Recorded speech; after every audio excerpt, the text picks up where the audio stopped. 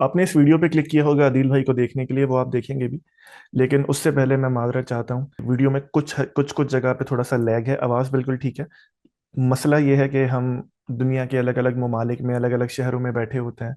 तो या तो उसका इंतज़ार कर लिया जाए कि साथ बैठें और फिर बात हो, या फिर जब टेक्नोलॉजी ने हमें ये मौका दिया है तो उस चीज़ को ओवरकम करते हुए आप तक बातें पहुंचें। तो जहां हम ये मकसद हासिल कर लेते हैं, वहीं टेक्नोलॉजी कभी कभी धोखा देती है। तो इसके लिए मैं बेतहाशा माजरत चाहता हूँ। जाहिर है चीज़ें देखने का बड़ा शौक होता है, एस्थेटिक चीज़ें अच्छी लगती हैं, लेकिन क्या करें, ज़िंदगी है। और मैं कहा करता हूँ कि होता है, चलता है, दुनिया है। तो इसी माजरत को आप कबूल कीजिए और आइए अदील साहब की कहानी सुनते हैं। खुश आमदीद। आप देख रहे हैं व्यू पॉइंट और मेरा नाम है अब्बास। आज हमने जहमत दी है अदील अफजल साहब को। इससे पहले कि मैं मौजू का तारुफ कराऊं, अदील भाई को वेलकम करते हैं। अदील भाई बहुत खुश आमदीद, बहुत शुक्रिया आपके वक्त का। बहुत शुक्रिया। तमाम देखने वाले को सलाम अलैकुम। और आपका शुक्रिया यार, आपने बुलाया शो में। चले आपके बहाने जो है वो और बहुत से लोग जिन तक हमारा एक्सेस नहीं, उनसे बात हो जाएगी।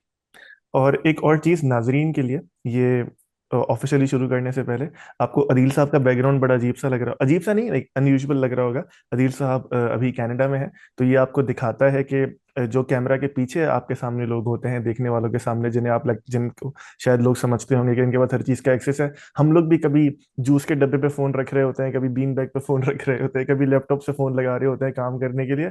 तो सारे एक जैसे ही हैं, चलता रहता है बस। आज हमने, जी सॉरी, आप कुछ कह रहे थे। मैं क्या, बिल्कुल ऐसे ही टेक्निकल इश्यूज तो आपकी जान कभी भी नहीं छोड़ते अनलेस के वो सारी चीजें बहुत ज्यादा फॉर्मलाइज्ड हो। लेकिन ठीक है, वो चीजें और है, बट एक नॉर्मल रूटीन जो है बंदे की वो तो इसी तरीके की है, तो वो भी जानी चाहिए। और इसी तरह हमें ये भी शायद अयादा हो जाता है कि अमूमी तौर पर अगर आपने ग्राफिक्स देखना है तो वो कॉन्टेक्ट कुछ और होता है। अगर आपने वाकई कुछ दिमाग को अपील करने वाली बातें सुननी है तो ये छोटी सी चीजें कॉम्प्रोमाइज करनी पड़ती हैं। अदील भाई को आज जहमत हमने इसलिए दी है कि अमूमी तौर पे हम इस चैनल पे ये कहते हैं कि वो तमाम लोग जो हमारी तालीम का, तरबियत का, या कोई भी ऐसी बात करते हैं कि जो हमारे दिमाग के दरीचे खोल सकता है, तो उनकी पर्सनल लाइफ के बारे में बात की जाए। जरा देखा जाए कि उस पूरे किले के आगे जो आइडियोलॉजिकल किला होता है, उसके पीछे वो इंसान कैसा है, वो कैसे सोचता है, क्या मामलात हैं, जिंदगी कैसी है। अदील भाई, इसी में आपको जहमत देते हैं। सबसे पहले अगर आप मुझे इजाजत दें तो पहला सवाल आप मेरा ये है कि अगर आपके पास एक लफ्ज हो या इंतहाई मुख्तसर अल्फाज हो, तो आप खुद को डिफाइन कैसे करेंगे? यार खुद को तो बस एज अ वॉन्डरर, एज वही होता है ना कि अ, बस हैरान है। हम तो जब से इस दुनिया में आए हैं तो हैरान है। और वही वाली बात है कि जिस सिम्त देख रहे हैं, जिस शख्स को देख रहे हैं, जिस चीज को देख रहे हैं, वो काइंड ऑफ एक वही है ना, आपके लिए बाइस हैरानी है कि ये क्या है, ये कैसे है, ये क्यों है। तो हम तो अभी तक अगर मैं मतलब ये कोई ऐसे कोई बना चढ़ा के बात नहीं कर रहा, लेकिन वैसे ही जिंदगी को देख रहे हैं, तो बस मैं तो अपने आप को यही समझता हूँ कि मैं एक वॉन्डरर हूँ, एक मुसाफिर हूँ और एक स्टूडेंट हूँ। अदिल भाई, इससे एक बहुत अहम नुक्ता खड़ा होता है जो आपने कहा, वॉन्डर, हम कोशिश कर रहे हैं कि दुनिया को देखें, समझें। तो तारीख ने, फिलोसफी ने, साइंस ने, हत्ता कि कुछ हद तक मजहब ने भी इसका जवाब देने की कोशिश की है। आपको ये जवाब मिला आज तक? यार आई थिंक देखें, जो जवाब है ना वो या तो इस तरीके के हों कि जैसे मिसाल के तौर पे आप कहते हैं कि आपको एक जवाब मिला और आपने कहा अच्छा मेरी जिंदगी सहमत हो गई और मैं बस अब आगे मेरी जिंदगी के सवालात खत्म हो गए, तो फिर तो कोई बात है। लेकिन जिंदगी चूंकि मुसलसल चल रही है, जमाना चूंकि मुसलसल चल रहा है, हर चीज एक नए दिन के साथ नए तकाजे लेकर आ रही है। तो भले आपको आंसर्स मिल भी चुके हों, आपको एक नए दौर के हिसाब से एक नई इंटरप्रिटेशन चाहिए होती है, एक नया पर्सपेक्टिव चाहिए होता है, नए सर्कमस्टांसेस, नए सोल्यूशन चाहते हैं। तो आपका जो आंसर को तलाश करने का जो अमल है ना, वो खत्म नहीं होता। लेकिन हाँ, ये जरूर होता है कि जैसे क्लूज मिलते जाते हैं ना। मतलब एक चीज जो मुझे 15 साल की उम्र में मेरी अंडरस्टैंडिंग थी, वो 18 साल में नहीं थी। जो 18 साल में थी वो 25 में नहीं थी। जो 25 में थी वो 30 में नहीं थी। उस वक्त के लिए वो एक सोल्यूशन जरूर था, जिससे मुझे आप कह सकते हैं कि एक स्टेप और आगे कर दिया होगा। लेकिन अगले स्टेप पे आए तो पता चला अच्छा यार अभी तो और बहुत कुछ पता है, पता करने वाला बाकी है। तो फिर ये चीज एक ऐसी है जो चलती रहती है, तो आंसर जरूर मिलते हैं। लेकिन कुछ चीजों के आंसर्स ऐसे होते हैं कि जो आपको सहमत कर देते हैं कि अच्छा यार बस ठीक है, अब मुझे इनकी और तलाश नहीं करनी, लेकिन बाकी चीजें तो चलती रहती है। अदिल भाई, अगर बिल्कुल शुरू से शुरू करें, आपका नाम अदील अफजल है। हम्म। ये नाम क्यों दिया गया अदील? इसके पीछे कोई कहानी है या बस रैंडमली ये सिलेक्ट कर लिया गया था घर वालों की जानिब से? नहीं है, बस पैदा हुए, अब्बू ने नाम रख दिया। और हाँ, ये जरूर होता था उस जमाने में कि जैसे वो हम लोगों में उस तरीके का रवाज तो नहीं है आफ्टर इस्लाम की कुंडली निकलवाना और ये और वो। लेकिन फिर भी बहुत सारे जो वो है ना कि फाल निकाल लेते हैं, ये जायचा बना लेते हैं, या थोड़ा सा पता करा लेते हैं। तो वो इस तरीके की चीजें होती है ना, वो आप किसी से पूछ लेते हैं, अच्छा यार हर्फ बता दो कि कौन से हर्फ से नाम रखें। तो इस तरीके की चीजें जरूर हुई होंगी, लेकिन वैसे इट्स जस्ट कि अब्बू ने नाम रख दिया अदील अफजल।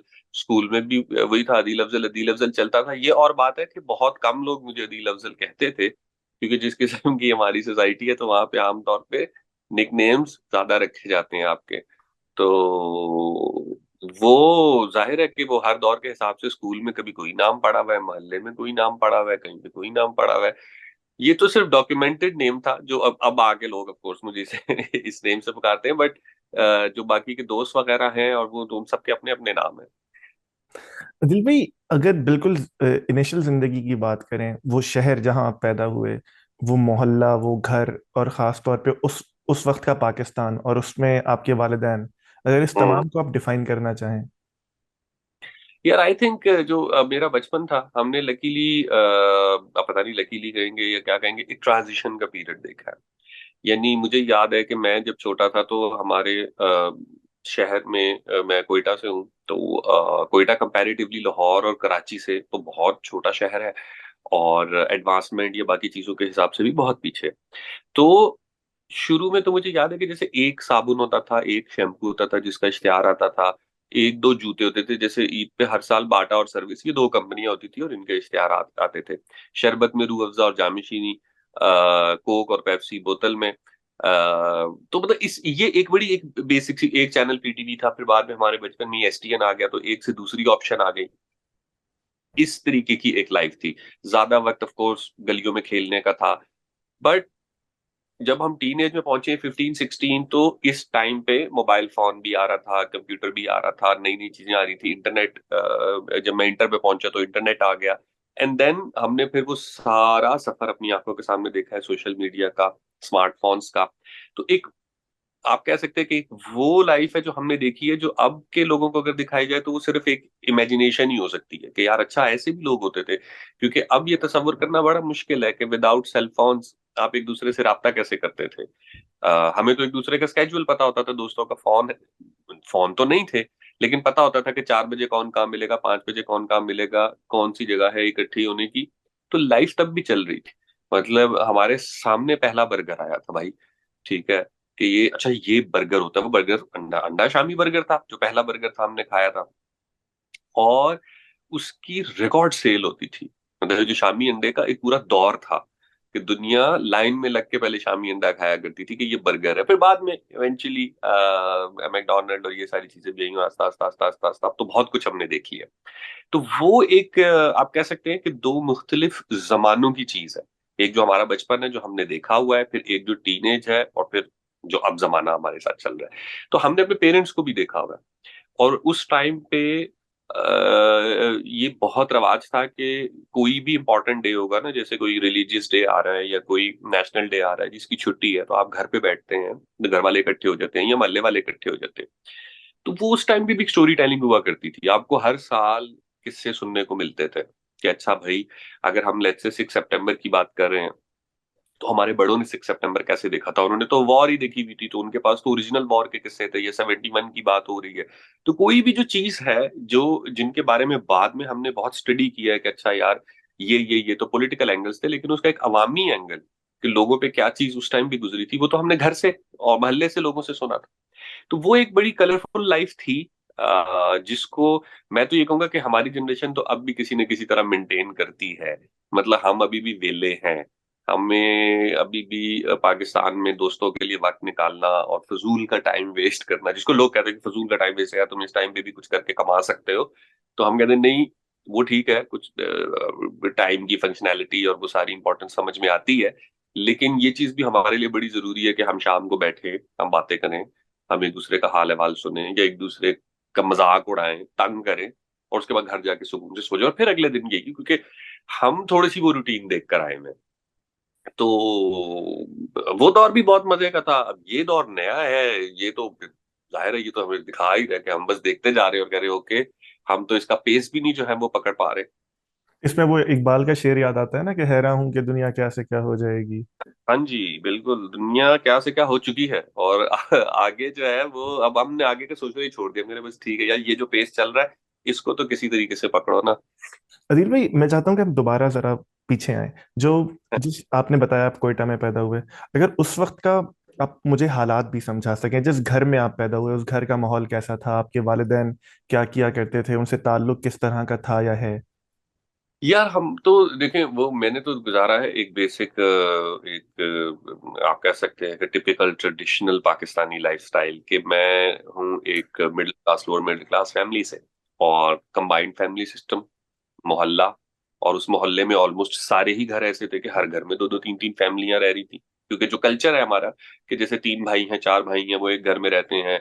अक्सर का कारोबार भी मुश्तरका होता है, अक्सर का अलग अलग होता है। तो हम, मेरा जो बचपन है वो तो बिल्कुल जो कोयटा शहर का एक कह सकते हैं कि जैसे लाहौर में हम कहते हैं ना अंदरून लाहौर है, या कराची के कुछ मेन अंदर के जो पुराने इलाके हैं, तो उस तरीके से जो मेन कोयटा सिटी का एरिया, बचपन तो मेरा वहां पे गुजरा। घर, स्कूल, सब कुछ वहीं पे था। लेटर ऑन फिर हम शिफ्ट हो गए, हमने अपना रेंट आउट कर लिया घर, और फिर हमें कोयटा के डिफरेंट इलाकों में रहने का इत्तेफाक हुआ। तो जो, और अच्छा, फिर जो स्कूलिंग थी वो भी मेरी उर्दू मीडियम थी, जाहिर है अपनी इकोनॉमिक क्लास के हिसाब से। और उस वक्त अल्हम्दुलिल्लाह स्कूलिंग का ऐसा बहरान भी नहीं था जो अब आया हुआ है, कि अब तो समझ ही नहीं आता कि आपने अगर बच्चे को स्कूल नहीं भेजा तो बच्चे की क्या ही जिंदगी होगी ना। उस वक्त मतलब कोई बहुत पुरानी बात नहीं है, but still of course 30 years back, अमीर गरीब के बच्चे ऑलमोस्ट एक स्कूल में जा रहे थे।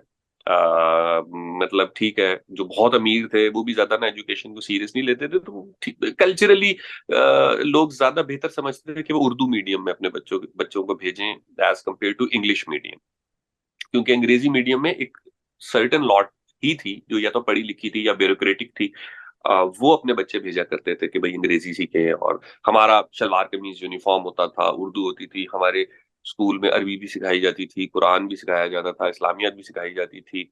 और इस तरीके की, मतलब बॉयज स्कूल था एक टिपिकल, फिर कोयटा की इन्वायरमेंट, और बड़ा ही मर्दाना किस्म का, जहां पर आप पे डेली टॉर्चर होता है, तशद्दुद होता था, मारपीट होती थी। और लेकिन वो मारपीट, वो जमाना ऐसा था कि उस जमाने में मार खाना भी बड़ी फख्र की बात होती थी, कि जब हम लोग तगड़े हैं ना, स्ट्रांग है, नहीं किया काम, और टीचर से आज भी मार खाई है, कौन कितना शरारती और कौन कितनी मार खाता है, वो हीरो बन जाता था क्लास का। और जो थोड़े से पढ़ाकू बच्चे होते थे, नर्ड टाइप, वो तो बेचारे बुली होते रहते थे कि यार ये तो बस एम ही है ना। मेरे जैसे थे वो समवेयर मिडिल में होते थे, वो ना बहुत पढ़ाकू थे और ना ही बहुत ज्यादा जो है वो आप कहेंगे कि डेंजर थे, समवेयर मिडिल। कभी पढ़ाई में अच्छे हो जाते थे, कभी शैतानियों में अच्छे हो जाते थे। तो एक चीज जो बड़ी इंटरेस्टिंग थी वो ये थी कि शहर जो कोयटा है उसमें चूंकि कोई एक कम्युनिटी प्रीडोमिनेंटली नहीं रहती। वहां पे पठान रहते हैं, बराबी रहते हैं, बलोच रहते हैं, पंजाबी रहते हैं, उर्दू बोलने वाले रहते हैं, और हजारा रहते हैं। तो जो हमारी क्लास थी वो भी बड़ी मिक्स होती थी, बड़ी इंक्लूसिव क्लास होती थी। अब जिस तरीके से लोग सेक्ट के ऊपर और बाकी चीजों के ऊपर लड़ रहे होते हैं, या जैसी दीवारें खड़ी हो गई हैं, मुझे लगता है कि उस वक्त भी बहुत मसले थे। मतलब मैंने अपने बचपन में कई कर्फ्यूज देखे, कोयटा को कई बार जलते हुए देखा है, तबाह होते हुए देखा है, लड़ाइयाँ होते हुए देखी। बट ये सारी चीजें होने के बावजूद हमारे शहर में वो जो कम्युनिटी लेवल के ऊपर एक कनेक्शन था वो ब्रोकन नहीं था। कि मैं अगर वहां का एक पंजाबी कश्मीरी लड़का हूँ, तो मैं पठान एरियाज में जाके भी क्रिकेट खेल रहा हूँ, मैं हजारा एरियाज में भी जाके क्रिकेट खेल रहा हूँ, हजारा लड़के हमारे इलाके में आके खेल रहे हैं। तो शहर बहुत हद तक जुड़ा हुआ था। बट इट्स सो अनफॉर्चुनेट कि उसके बाद फिर वो वॉर ऑन टेरर और ये सारी चीजें जब आई हैं, तो फिर कोयटा शहर ने बहुत उस चीज का नुकसान उठाया। बहुत सारे वाकयात हुए, और फिर वही होता है ना, दहशतगर्दी से प्रिवेंशन ये है कि जनाब आप मोहल्लों के आगे गेट लगाते जा रहे हैं, कम्युनिटीज अपने एरिया में श्रिंक होती जा रही हैं, कनेक्शन टूटता जा रहा है। अब आप अपने नेबर के बारे में भी बराह रास्त नहीं जानते।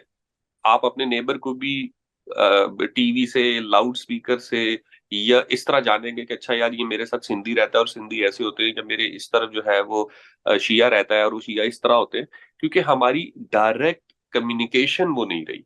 पहले जो था वो जो भी था, मसले थे, मसाइल थे, लेकिन हमारी एक बहुत डायरेक्ट कम्युनिकेशन थी। जाहिर है कि जब उस वक्त टेररिज्म के अटैक्स नहीं हुए थे और इतने ज्यादा सिक्योरिटी मेजर्स नहीं लिए गए थे, तो अगर मुहर्रम में जुलूस भी निकल रहा है, तो वो वाला मसला नहीं था कि यार इसको ऐसे कार्डन ऑफ करना है, पूरे शहर को बंद करना है और सिर्फ शिया कम्युनिटी होगी, सुन्नी बिल्कुल साइड पे हो जाएंगे। ये चीजें उस तरीके से नहीं थी, बहुत इंक्लूसिव थी सारी चीजें। Again I am not over glorifying it कि पहले हम बहुत अच्छे थे और शेर और बकरी एक घाट पे पानी पीते थे, ऐसा नहीं था। मसाइल तब भी थे, लेकिन जनरल मासेस उससे किसी हद तक दूर थी। अब आपको ऐसा लगता है कि अब एक जनरल मासेस की भी जो ओपिनियन है वो या तो मीडिया से या कहीं इधर उधर से आई हुई ओपिनियन है, वो उनकी ओपिनियन उनके पर्सनल एक्सपीरियंस पे बेस नहीं करती। यानी अगर आप उनसे पूछेंगे तो वो किसी चीज के भी बारे में राय दे सकते हैं, लेकिन अगर आप उनसे पूछेंगे कि यार आप खुद इस चीज से होकर गुजरे हैं, तो वो शायद उनके पास उस तरीके की कोई चीज ना हो। The people of my era have tell a lot based on their experiences, कि वो जो भी बात बताएंगे तो वो उनके बचपन से रिलेटेड होगी। तो वो चीज मुझे जो है थोड़ी सी, मतलब आप कह सकते हैं कि जो मेरा बचपन था वो उस मामले में बहुत कलरफुल था, कि एथनिसिटीज वाइज, रिलीजन वाइज, और बहुत सारे जो उस तरीके के जो अब की पॉलिसीज है वो नहीं थी। तो हमें एक दूसरे के साथ हैंग आउट करने का, एक दूसरे के साथ जानने का, घूमने फिरने का वो बहुत मौका मिला। एंड दैट्स द थिंग जो मुझे लगता है कि जिसने मुझे सबसे ज्यादा मेरे अंदर वो चीज पैदा की है, कि मैं अब इंटरेस्ट लेता हूँ हर किस्म के डिफरेंट कल्चर्स पे। या मुझे, मेरा एक वो जो पंजाबी का वर्ड है कि आपका चाका उतर जाता है, कि आपको ट्रैवल करते हुए टेंशन नहीं, आप कहते अच्छा यार इंसान ही है, सारे इंसान ही होते हैं।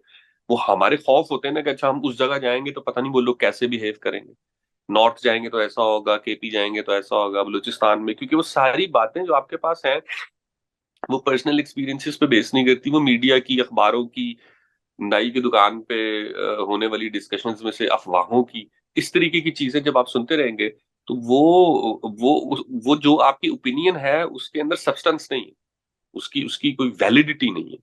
तो वो मुझे लगता है कि वो बहुत मजेदार जमाना था। लेकिन उसमें फिर खैर अगेन बहुत सारे मसले थे जो अब क्वेश्चंस हो रहे हैं, तो अब हम देख रहे हैं, अपने ही बनाए हुए बुत भी तोड़ रहे हैं, अपनी ही चीजें जो हमने समझी थी उसको अंडू कर रहे हैं, कंडीशनिंग को खत्म कर रहे हैं, तो वो भी एक अच्छी चीज है।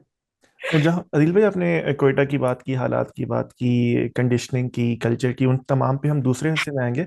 इस ही सवाल को मैं थोड़ा सा और स्पेसिफिक करूं, फिर हम आगे बढ़ेंगे, मैं उसे पीस नहीं रहा।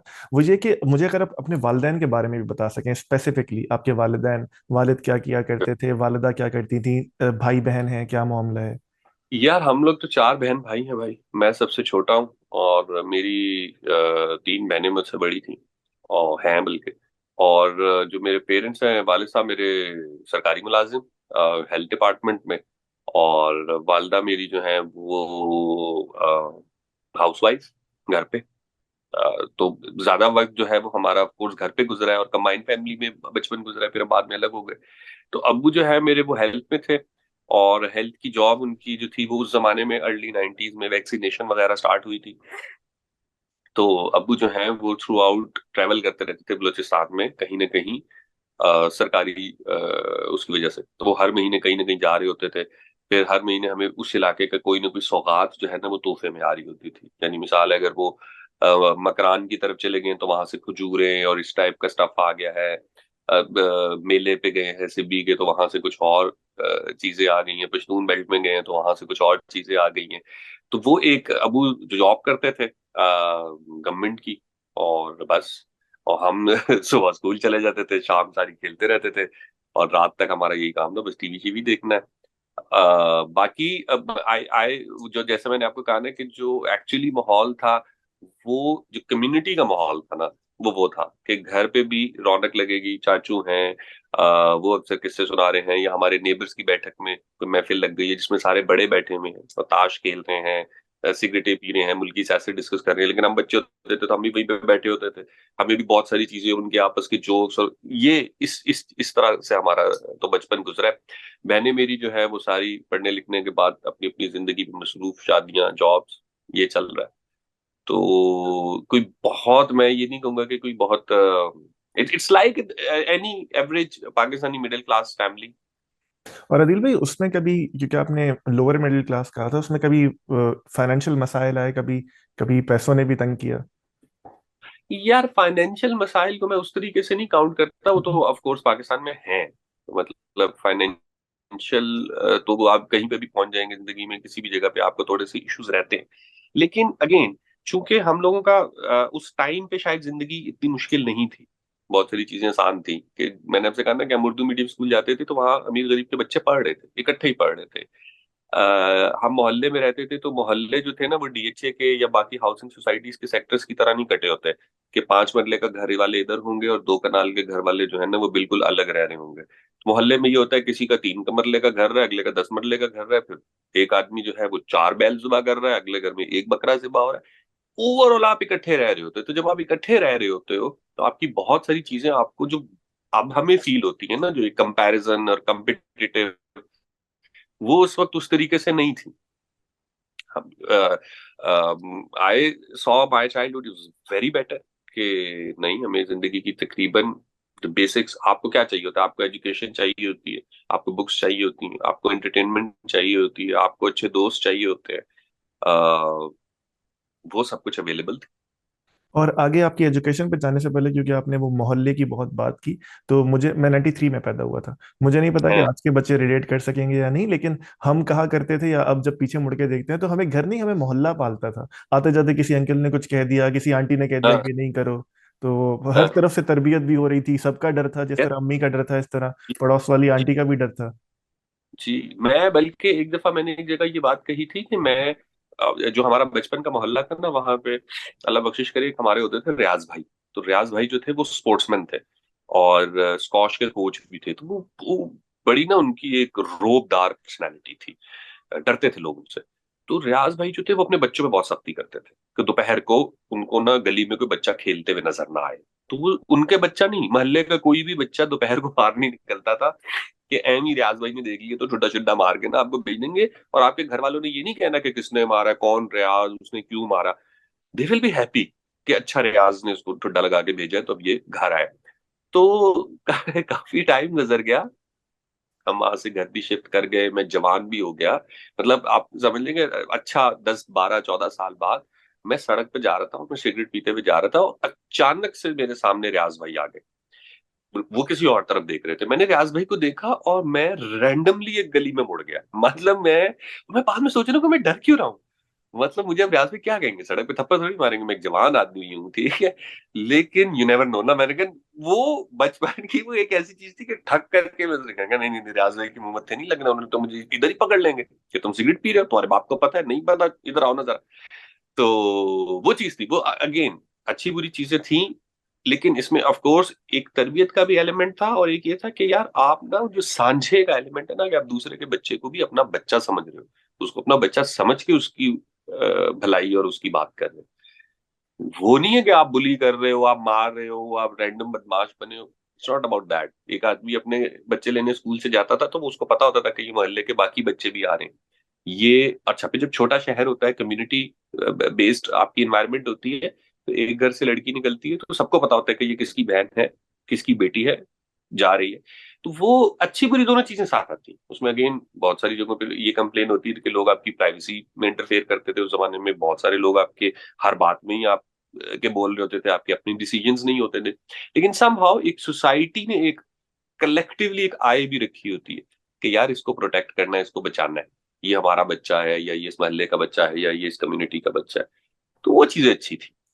दिल पे, अगर आपकी एजुकेशन पर बात कर सके, आपने शुरू का तो बताया कि आपने उर्दू मीडियम में पढ़ा, उसके बाद कॉलेज कहाँ हुआ, यूनिवर्सिटी में क्या पढ़ा, किस तरह का मामला था? कि मैंने मेरी बेसिक सारी एजुकेशन कोयटा से ही है।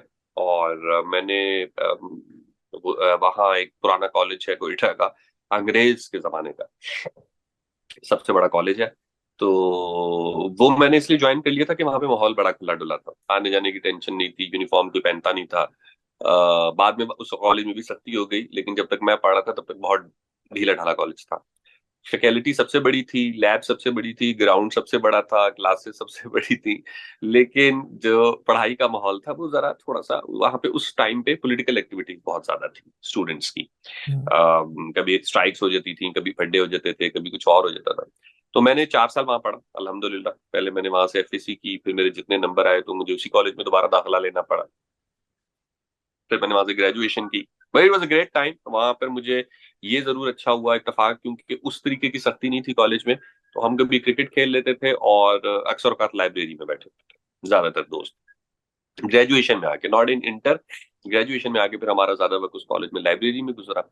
वहां से मैंने अपना बैचलर किया था उसमें, साइंसेज में।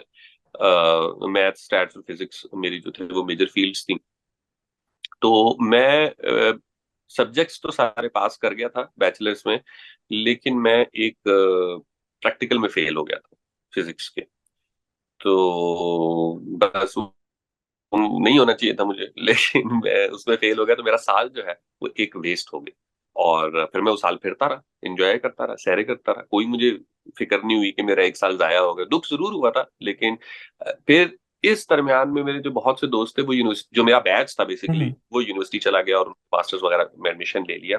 So one of the friend जो उस वक्त एमबीए कर रहा था, उसने मुझे रेकमेंड किया कि तुम पब्लिक एडमिनिस्ट्रेशन में मास्टर्स कर लो, क्योंकि यूनिवर्सिटी का वो सबसे अच्छा डिपार्टमेंट था as compared to other departments. वहां पे सेमेस्टर सिस्टम आ चुका था, बाकी एनुअल पर चल रहे थे।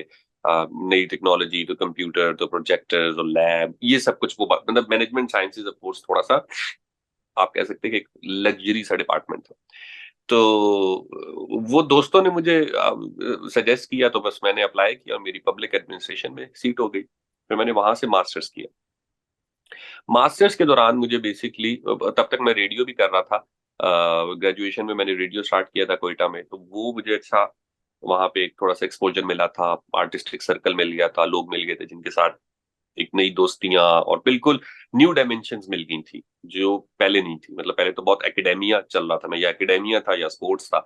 लिटरेचर एंड आर्ट्स प्रॉपरली जब आप जाते हो, और वो फिर अर्ली 2000 था, तो रेडियो का माहौल भी बहुत मजे का था। वहां पे आपको बहुत इंटरेस्टिंग कैरेक्टर्स जो थे वो मिलते थे। सो रेडियो में कर रहा था। फिर जब मैं यूनिवर्सिटी आया, तो यूनिवर्सिटी में मैंने फिर मेरी शोहरत ही ये बन गई कि ये बंदा जो है ना, ये असल में एक्स्ट्रा करिकुलर एक्टिविटीज वाला बंदा है। तो मुझे वो खुद ही रेकमेंड भी कर देते थे, भेज भी देते थे। तो मैं कभी कहीं डिबेट करने जा रहा हूँ, कहीं डिक्लेमेशन करने जा रहा हूँ, स्किट्स कर रहा हूँ, कोई इंपॉर्टेंट डे आ रहा है तो उस पर थिएटर बना रहा हूँ। तो यूनिवर्सिटी के 2 साल जो मैं गया तो पढ़ने था, पढ़ाई भी मैंने की, उसमें भी मैं फिर लास्ट में कोई 2 सब्जेक्ट्स में रह गया, वो मैंने बाद में फिर कवर किए एक सेमेस्टर एक्स्ट्रा पढ़ के। बट ये था कि वहां पर मुझे प्रॉपरली स्टेज फेस करने का मौका मिल गया ऑडियंस के साथ। मतलब रेडियो में कर रहा था, लेकिन लाइव वो चीज हुई।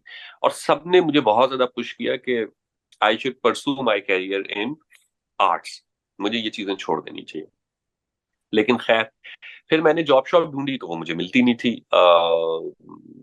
हुलिया भी मेरा ऐसा था कि मैं कहीं चला जाता था इंटरव्यू वगैरह देने के लिए, तो उनकी हंसी निकल जाती थी कि इसको क्या मतलब काम दे। तो इस तरह से 1 डेढ़ साल फिरता रहा, पार होता रहा। फिर ये हुआ कि मुझे इलेक्शन आ गया 2008 का, और इलेक्शन के लिए कुछ हायरिंग्स हो रही थी और जरूरतें पड़ गई। तो अ, अखबार में जॉब आ गई, जंग न्यूज़पेपर में। और गो के मेरे पास मैस कॉम की डिग्री भी नहीं थी, और मुझे जर्नलिज्म की अलिफ बे का भी नहीं पता था, मैं अगर आपसे सच कहूँ तो मैं असल में जाया करता था जंग अखबार में, मेरे एक दो दोस्त होते थे, मैं वहां जाता था चाय पीने। सब्सिडी पे चाय मिलती थी वहां पे, तो चाय बहुत सस्ती होती थी, और साथियों के साथ मेल मुलाकात हो जाती थी, गप्पे लग जाती थी, कोई पॉलिटिकल डिस्कशन हो जाती थी। तो मैं वैसे ही अखबार के दफ्तर जाके बैठा करता था। तो बाद में जब जॉब्स निकली, तो मैंने अप्लाई कर दिया। अप्लाई किया, और पता नहीं क्यों, लेकिन मेरी जॉब हो गई। ये बाद में जब मैंने ज्वाइन किया, तो वो भी सब सोचते थे कि यार तेरी जॉब कैसे हो गई, तुझे क्यों रख लिया गया, तुझे कुछ भी नहीं आता। तो वहां फिर एक और तरीके की लर्निंग हुई, क्योंकि वहां पे सारे वो लोग थे जो 20-20 साल, 30-30 साल से जर्नलिज्म में थे। और उन्होंने तो उस जमाने में काम किया था जब कंप्यूटर भी नहीं था। तो वो हाथ से कंपोजिंग होती थी अखबार की पूरी। यानी पहले खत्तात होते थे, वो खत्तात पूरा अखबार हाथ से लिखते थे, और उसकी कॉपियां बनती थी, और फिर वो प्रिंट होता था। तो उन लोगों के साथ बैठ के फिर कोई आप समझे कि 2 साल कोयटा में मैं उनके साथ सीखा। बहुत लैंग्वेज बहुत बेहतर हुई, उर्दू और जुमले की जो आप कह सकते हैं कि नजाकत क्या होती है, लफ्जों का इंतखाब क्या होता है, बात का एक असल मतलब क्या होता है, पस मंजर क्या होता है, ये सारी चीजें जो डिटेल्स थी वो वहां समझ आई। न्यूज सेंस बहुत डेवलप हुई।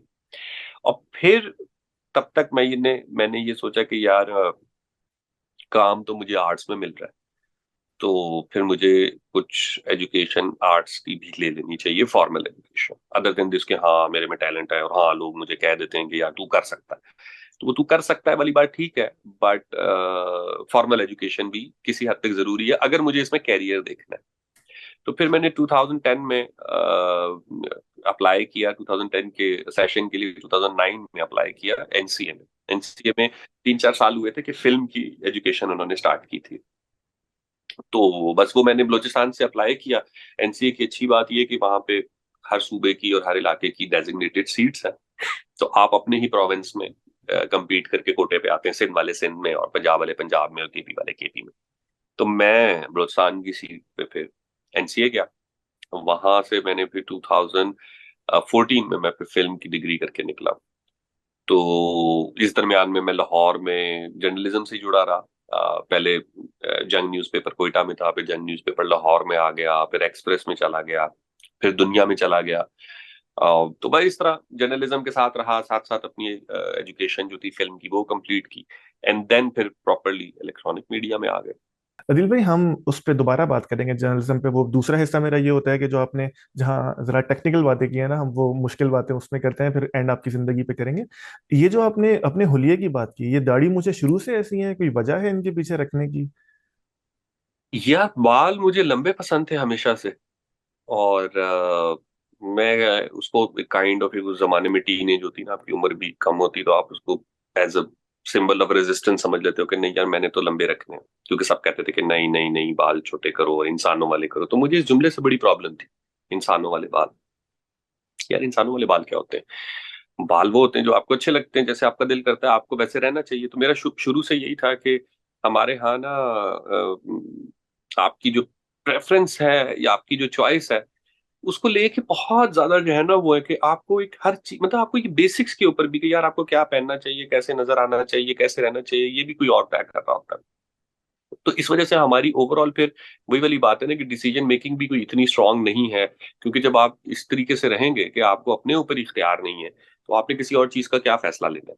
तो मुझे शुरू से लंबे बाल पसंद थे, और बस ये एक मेन रीजन थी। फिर बाद में जब सुस्त बहुत हूं तो मेरे से शेव रोज नहीं होती थी। तो जो शेव करो फिर थोड़े दिनों बाद तो वो ना होता था, कभी शेव में कभी दाढ़ी में, कभी शेव में कभी दाढ़ी में, कोई शक्ल कोई एक आपकी कोई पहचान वाली नहीं रहती। बाद में फिर कुछ ऐसा हुआ कि कुछ लोगों ने कहा कि यार तुम पे दाढ़ी जो है ना वो सूट करती है, तो दाढ़ी रख लो, मतलब यार रखी होती है तो उसको मत कटाया करो। तो मैंने फिर देखा कि यार दाढ़ी के बहुत फायदे हैं, कि दाढ़ी अगर आप रख ले तो उससे एक तो मुझे अपनी अपीयरेंस अच्छी लगने लग गई, बाकी दुनिया का मुझे से सरोकार उतना नहीं था। पहली जो मेरे लिए इंपॉर्टेंट चीज थी वो ये थी कि मैं सेटिस्फाइड हूँ, मुझे कोई प्रॉब्लम नहीं। तो वो मैंने दाढ़ी रखी, वो फिर दाढ़ी वक्त के साथ साथ दाढ़ी भी बड़ी होती गई, और बस फिर वो लुक बन गई। फिर मुझे अ, बस ऐसे ही अपना आप पसंद था, और मैंने कहा नहीं मुझे ये अच्छा लगता है। तो बाल बीच में ऑन एंड ऑफ कट जाते हैं, लंबे हो जाते हैं। पिछले कुछ सालों से छोटे ही थे। उसके बाद कोविड आया, फिर कोविड के दरमियान में मैं फिर लेजी हो गया कि अच्छा यार ठीक है बाल लंबे कर लेते हैं, इससे क्या होगा, एक दफा फिर ट्राई करके देखते हैं। मुझे थोड़ा सा ना क्योंकि मेरे बाल बहुत अच्छे और बहुत हेल्दी हुआ करते थे, तो मुझे बड़ा मान था कि मेरे बाल, मेरे नहीं बाल करते, मेरे बाल बड़े मजबूत हैं और ये वो। तो जब ये कोई 2 साल पहले फिर मुझे वो होता है ना कि एक लोगों ने कहना शुरू कर दिया जैसे कि मेरा माथा बहुत बड़ा हो गया, यहाँ पे थोड़े थोड़े हल्के हो रहे हैं, गिर रहे हैं, टूट रहे हैं। उन्हें दोबारा लंबे कर लिए। मैंने कहा कि चलो देखते हैं टूटते हैं कि नहीं टूटते। लेकिन वो आप कह सकते हैं कि वो टाइमिंग बड़ी गलत थी मेरे बाल लंबे रखने की। मतलब मैं पब्लिक एडमिनिस्ट्रेशन में डिग्री लेके निकल रहा हूँ, और अब मैं कहीं इंटरव्यू देने जा रहा हूँ, तो वो अब मुझे समझ नहीं आती कि इससे क्या फर्क पड़ता है, लेकिन बहरहाल हमारा डेकोरम है। हम समझते हैं कि वो बंदा बहुत अच्छा परफॉर्म कर सकता है जो रोज शेव करता है, जो टाई लगाता है, जिसके बाल छोटे हैं। ये एक सर्टेन इमेज है। तो हमने हमारे यहाँ सिलेक्शन क्राइटेरिया में इसके मार्क्स होते हैं। एकेडेमिया में हमें पढ़ाया जाता है कि जी आपने प्रेजेंटेशन देनी है तो आपने बहुत ज्यादा इंग्लिश बोलनी है, ठीक है। आप इंग्लिश बोलेंगे, आप कपड़े अच्छे पहनेंगे, आप अपना हुलिया अच्छा रखेंगे। यही वजह है कि पाकिस्तान में आपको आपकी ब्यूरोक्रेसी के अंदर, आपको अपनी मीडिया इंडस्ट्री के अंदर, आपको अपने एकेडेमिया के अंदर कहीं पे भी चले जाएंगे, लोग बहुत अच्छी हालत में मिलेंगे। लेकिन प्रोडक्ट्स अच्छी हालत में नहीं मिलेंगे। आपका कमिश्नर तो कभी भी नॉर्मल हुलिये में नहीं होता, वो तो हमेशा ही अच्छे हुलिये में होता है। आपका पॉलिटिशियन अच्छे हुलिये में होता है, आपका स्पोर्ट्समैन अच्छे हुलिये में होता है, ये सब बहुत अच्छे हुलिये में है। लेकिन जो ये काम कर रहे हैं ना, वो काम का स्टैंडर्ड अगर आप देखेंगे तो आपको नजर आ जाएगा कि अच्छा जी, चूंकि आपका प्राइम फोकस ही बंदे के अपीयरेंस के ऊपर है, आप उसके टैलेंट को या उसकी, मैं ये नहीं कहता कि यार हुलिया को जमानत है, लेकिन अगर मुझे कोई काम अच्छा आता है, ठीक है, मैं अच्छा काम कर सकता हूँ, मैं रहता भी बलूचिस्तान में हूँ, तो अगर मैं पगड़ी पहन के दफ्तर में बैठ जाऊंगा तो कोई मसला हो जाएगा? या अगर मैं इस दाढ़ी और इस बाल के साथ बैंक में बैठ के लोगों के पैसे गिन लूंगा तो मैं गलत गिन लूंगा? नहीं ना, कोई मसला नहीं है। लेकिन हमारे अंदर एक कॉलोनियल हैंगओवर भी है, और जो भी आप कहें, जो कॉरपोरेट के स्टैंडर्ड्स हैं कि ऐसे होना चाहिए, तो वो मैं बहुत भी कोशिश कर लूं ना तो मैं ज्यादा देर मेंटेन नहीं कर सकता। मतलब 2 दिन कर लूंगा, हफ्ते में कर लूंगा, but I can not make a job my life style ना, कि फिर मैं नौकरी की तरह ही बाकी की जिंदगी भी गुजारूं, अपनी सारी ख्वाहिशात ही मार दूं। तो वो उस टाइम पे मुझे नहीं समझ आती थी। तो मुझे सब समझाते थे कि यार अपनी सीवी देखो, सीवी पे ये तुम पोनी बांध के चले जाओगे या बाल खोले करके चले जाओगे, तो तुम्हें कौन जॉब देगा? बट वही वाली बात है कि मुझे फिर, ठीक है, हर इंसान की अपनी एक कॉस्ट होती है, मैंने वो कॉस्ट दे दी, लेकिन मुझे उसके बदले जर्नलिज्म में मौका मिल गया। और जब मैंने आपको बताया ना, जब मैं जर्नलिज्म में गया था तो मुझे मुझे भी हैरानी होती थी और बाकियों को भी हैरानी होती थी कि तुझे जॉब कैसे मिल गई। ठीक है, क्योंकि मैंने सारा काम वहीं बैठ के सीखा। पहले से मेरा कोई इस तरीके का इतना बैकग्राउंड नहीं था जर्नलिज्म का, सिवाय अखबार पढ़ने और खबर देखने की हद तक। तो वहां मेरा हुलिया आड़े नहीं आया। वहां उल्टा मेरे हुलिये पे मुझे एक्स्ट्रा तवज्जो और एक्स्ट्रा मिली कि यार ये हम लोगों में हम्म। से जो है ना थोड़ा सा डिफरेंट है, कोई बात नहीं, ये अच्छा आदमी। तो मैंने तो एंजॉय किया। तो अगेन फिर वही बात है, इंसान आस्ता आस्ता आस्ता आस्ता कहीं ना कहीं पहुंच जाता है। अभी भी बाद में स्टिल इन इंडस्ट्री ये है कि चले आपने कैरेक्टर्स करने होते हैं तो you need to have a look, ताकि वो लोगों को नजर आए। तो मेरा अब पर्सनल स्टांस ये कि मुझे तो कोई मसला नहीं है, मुझे अगर आप कोई ड्रामा ऐसा ऑफर करेंगे, कोई कैरेक्टर ऐसा ऑफर करेंगे जिसके लिए मुझे एक सर्टेन लुक चाहिए, कि लेट्स से बाल कटाने हैं और दाढ़ी को शेप अप करना है या किस तरीके से करना है, तो मैं कर लूंगा। लेकिन वो एक सर्टेन टाइम पीरियड के लिए होगा ना, वो एक सर्टेन जॉब के लिए होगा। मैं उसको अपनी जिंदगी क्यों बनाऊं? अगर मेरे लिए ज्यादा आसानी है कि मैं सुबह उठूं और यूं करके बस एक पोनी करके अपने बाल बांध दूं और दाढ़ी को यूं करके ऐसे करके कहूंगे आई एम गुड, तो मैं जिसमें खुश हूं मेरे लिए वो ज्यादा इंपॉर्टेंट है। अदिल भाई, अब दूसरे हिस्से की तरफ चलते हैं कि जहां आपने जो कुछ मुश्किल बातें की थी उनको एक एक करके डीकंस्ट्रक्ट करेंगे, फिर आपकी जिंदगी पे खत्म करेंगे। जो लोग देख रहे हैं हो सकता है वो पूछें कि यार तुमने परिजात की कोई बात नहीं की, इंडस्ट्री की कोई बात नहीं की। मेरे फरिश्तों को भी कुछ नहीं पता उस चीज़ों के बारे में। तो वो, और मुझे ये उम्मीद भी है कि अदील अदील भाई के बारे में, क्योंकि वो ड्रामा मैंने सुना कि बहुत हिट हुआ, तो वो अदील भाई इससे लोगों ने बहुत बातें उसमें की होंगी, लोग वहां देख सकते हैं। अदील भाई, इस मुतालिक क्योंकि बात निकल आई है, कुछ आप कह सकते हैं मेरी नालायकी को जहन में रखते हुए कि मुझे इसके बारे में कुछ भी नहीं पता, सिर्फ ऑडियंस के लिए, ताकि कॉन्टेक्स्ट में आ जाए, फिर हम आगे, फिर हम वो दूसरे हिस्से की तरफ चलते हैं। नहीं नहीं, इसमें नालायकी की तो कोई बात नहीं यार, मुझे दुनिया में बनने वाले बेशतर कंटेंट का नहीं पता। मैं एक सर्टेन कंटेंट कंज्यूम करता हूँ, हर आदमी एक सर्टेन कंटेंट कंज्यूम करता है। तो वो मैं तो परिजात से पहले का काम कर रहा हूँ, हम्म। और लोग थोड़े बहुत सही नीश वो जानते थे। मेरा कंटेंट आया आता था बाया बाजू के नाम से, जी। उसकी वीडियोस टाइम टू टाइम आती थी, अच्छा एक स्कोर करके जाती थी, वायरल वायरल भी हो जाया करती थी। तो वो वीडियोस की वजह से ही मुझे परिजात मिला। But Parijat actually became a phenomenal, वो हमें भी नहीं पता था। मतलब आई कुड नॉट इमेजिन कि ये इतनी बड़ी सक्सेस होगी, कि ये टीवी, और उस प्ले की अच्छी बात जो है वो ये है कि it was not limited to female audience only. उसने बेसिकली मेल ऑडियंस को बहुत अरसे बाद कैप्चर किया, कि जो हमारी मेल ऑडियंस जो टीवी नहीं देखती, वो कैप्चर हुई। और उस मेल ऑडियंस ने सराहा बहुत ज्यादा मुझे। तो ये अब मेरे लिए तो बहुत अच्छी बात है, मुझे ड्रामे की वजह से लोग पहचानते हैं, तो मेरे लिए शहर में भी, पाकिस्तान में भी जो है ना वो काम आने में, बट इवन इन टोरंटो यहाँ भी लोग पहचानते हैं भाई, ड्रामे की वजह से पहचानते हैं आपको। और खैर यहाँ पे तो देसी भी बहुत है, बट स्टिल देसी बहुत होना वो एक अलग बात है। लेकिन उन लोगों का आपको पहचान लेना, ऐसे सात समुंदर पार और ड्रामे का हवाला देना या उस कैरेक्टर का हवाला देना, तो बहुत अच्छा तो लगता है। Of course it's beautiful. Adil भाई, अब जरा मुश्किल सवाल, मुश्किल तो नहीं लेकिन वो आपकी, मैं ये कोशिश करता हूँ कि पहले जिंदगी का मामला करके फिर जो आइडियोलॉजिकल चीजें होती हैं जिनका आपने ही तस्करा किया, क्योंकि बात तो फिर फैलेगी तो पता नहीं कहाँ जा सकती है, उसका अहाता करते हुए जिंदगी पे खत्म करें। आपने बलूचिस्तान से आपने मामला सारा शुरू किया, आप खुद भी बलोच, इसमें बहुत सारे सवाल हो सकते हैं, लेकिन अगर हम बिल्कुल एक लेमैन की नज़र से देखें, बलूचिस्तान का अगर हम तारीख में देखें तो हमें मसाइल नजर आते हैं, मैं उस तरफ नहीं जाना चाह रहा। इस वक्त बलूचिस्तान की हम्म। क्या सिचुएशन है, या ओवरऑल आपके ख्याल में बलूचिस्तान का मसला क्या है? ये उसी तरह का मसला है कि जिस तरह पाकिस्तानी स्टेट कहती थी कि यार कुछ नॉन स्टेट एक्टर्स हैं और मामला कर रहे हैं, या इतना खराब मामला है कि जिस तरह इंडिया कहता है कि कश्मीर की तरह तहरीक चल रही है?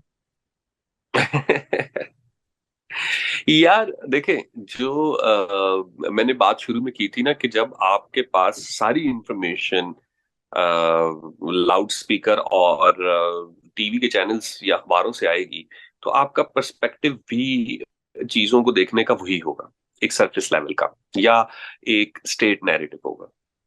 बलूचिस्तान को आपने समझना है या बलूचिस्तान के इश्यूज को समझना है, तो उसके लिए तो जरूरी यही होगा ना कि आप सबसे पहले बलूचिस्तान की आवाजों को ऊपर लेकर आए। और बलूचिस्तान के बारे में अगर कुछ जानना है तो वो किसी बलूचिस्तान के बंदे से पूछें, बजाय इसके कि आप खुद बैठ के इस्लामाबाद या कराची या लाहौर में उसके ऊपर तबसरे करें।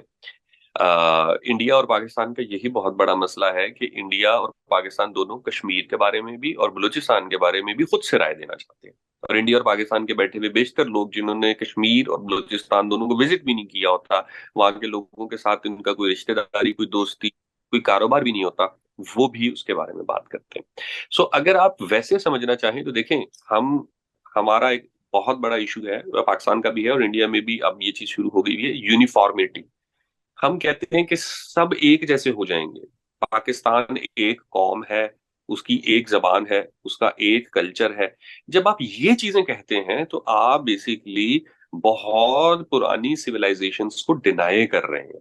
यानी आप पंजाबी कल्चर को, सिंधी कल्चर को, उर्दू कल्चर को, बलोच कल्चर को, पश्तून कल्चर को, उनको अंडरमाइन भी कर रहे हैं और उनको दबा भी रहे हैं और उनको उसके साथ कबूल नहीं कर रहे हैं।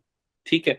अब ये चीज हमें लगता है कि ये कौन सी ऐसी बात है, देखो हम सब पाकिस्तानी हैं, बिल्कुल हम सब पाकिस्तानी हैं।